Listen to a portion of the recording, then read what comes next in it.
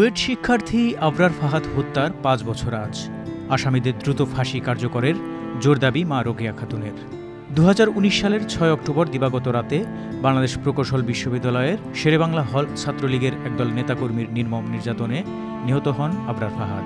বুয়েটের তড়িৎ ও ইলেকট্রনিক্স প্রকৌশল বিভাগের ২য় বর্ষের ছাত্র ছিলেন আবরার। আজ ৭ই অক্টোবর আবরার ফাহাদ হত্যার ৫ বছর।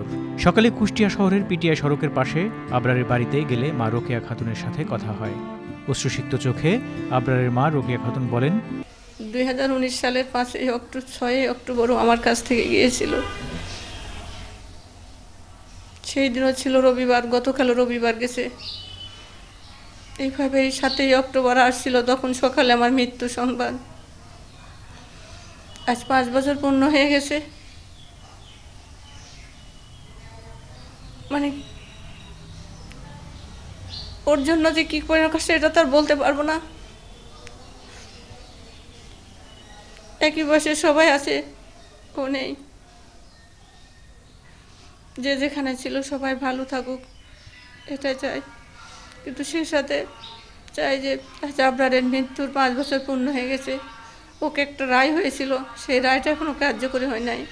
আরও ৩ জন আসামি পলাতক ছিল, তাদেরকেও ধরা হয় নাই। আজকের এই দিনে আমি সব কষ্ট পাচ্ছি যে ৫ বছরের ভিতরে ওর ৫ বছর হয়ে যাচ্ছে, এখনো কোনো কিছুই আমরা করতে পারি নাই ওর জন্য।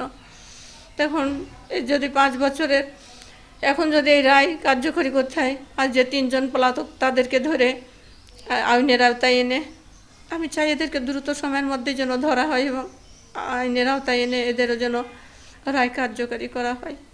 আমি আজকে সকালে ওর কালুর কবরস্থানে গিয়েছিলাম। শুধু ওখানে যে বলছে, আব্বু তোমার সাথে আমার দেখা হবে আবার রোজ হাসরের মাঠে, তোমার সাথে যেন জান্নাতে একই সাথে থাকতে পারি। তুমি তো যেখানে যেতে কোনো কিছু হলে আমাকে এসে বলতে, কিন্তু তুমি তো আর যখন ৬ তারিখে গেছিলে তারপরে তো আমাকে কিছু বলতে পারো নাই। তুমি রোজ হাসরের মাঠে আমাকে সব কিছু বলো। আমি শুধু আল্লাহর কাছে এটাই চাই, রোজ হাসরের মাঠে যেন তোমার সাথে আমার দেখাই আর তুমি সব কিছু বলতে পারো। আর আল্লাহ যেন তোমাকে জান্নাতবাসী করে, জান্নাতেও যেন আবার একই সাথে থাকতে পারি। দুনিয়ার জীবনে তো তোমাকে পাই নাই, জান্নাতে যেন তোমার সাথে একই সাথে থাকতে পারি। ওর কবরে গিয়েছি তখন বারবার মনে হচ্ছিল হয়তো আমার কথার জবাব দেবে, কিন্তু না। তবু আমি ওর কবরে অনেক সময় থাকছি, যোগে পাবো না, কিন্তু খবরের পাশে জানে তো ওখানেও আছে, তাই খবরের পাশে শুধু বলছি আল্লাহ ওর সাথে যেন আমার রোজ হাসরের মাঠে দেখা হয়, ওর সাথে যেন আমি জান্নাতে একসাথে থাকতে পারি।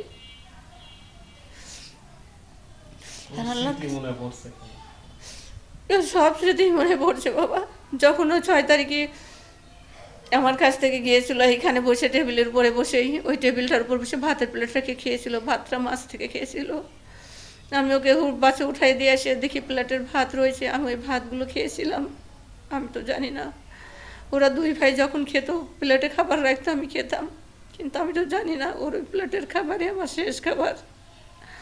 ওর হাত প্লেটের খাবার আমাকে ওই দিন ওই শেষ খাবার, আর কোনো দিন খেতে পারবো না। অনেক কিছুই ও যাওয়ার সময় আমাকে বলছিল, আম্মু আমি চলে যাচ্ছি। তাই বললাম, আব্বু আমি নভেম্বরে যাব। তো বললাম, আম্মু তুমি নভেম্বরে কোথাও যাবে না, আমি বাড়ি আসবো। তাই বললাম, আব্বু আমি তো নভেম্বরে বাসা নেবো ঢাকায়, তোমরা 2 ভাই ভর্তি হয়েছো, আমি নভেম্বরে যা বাসা ঠিক করে তোমার সাথে চলে আসবো। কিন্তু সেই নভেম্বরে ও আর আমার কাছে আসি নাই। সব এখন শুধু সবগুলো এখন স্মৃতি। শুধু বারবার মনে হয় ওর কথা, কোনো কিছু খেতে গেলেও মনে হয় যে এটা খেত।